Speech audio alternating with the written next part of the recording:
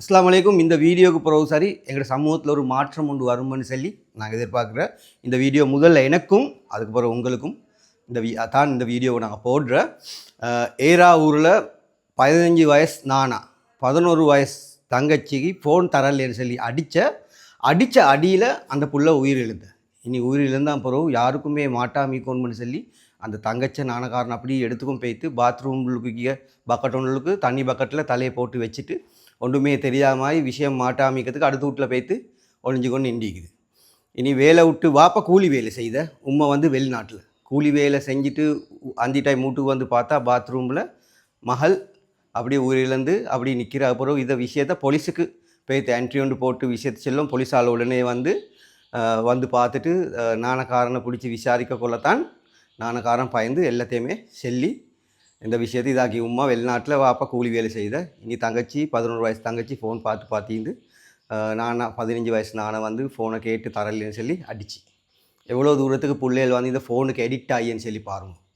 நிறைய வீட்டில் நடக்கிறது தான். புள்ள தின்னுகள்லேன்னு சொன்னால் ஃபோனை கொடுக்குற, ஃபோனை போட்டு காட்டணுன்னு போட்டு கொடுக்குற, அதுக்கு பிறகு பிள்ளைக்கு சோறு தீத்துற, புள்ள அழுதுன்னு சொன்னால் டக்குன்னு சொல்லி ஃபோனை போட்டு கொடுக்குற.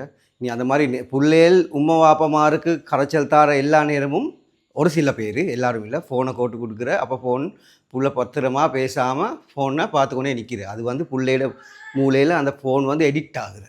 இனி அதனால் யாருமே பிள்ளைகளுக்கு வந்து ஃபோன் கொடுக்கவானும். இப்போ நடந்திக்கு சம்பவம் ஏரா ஊரில் நடந்திக்குது.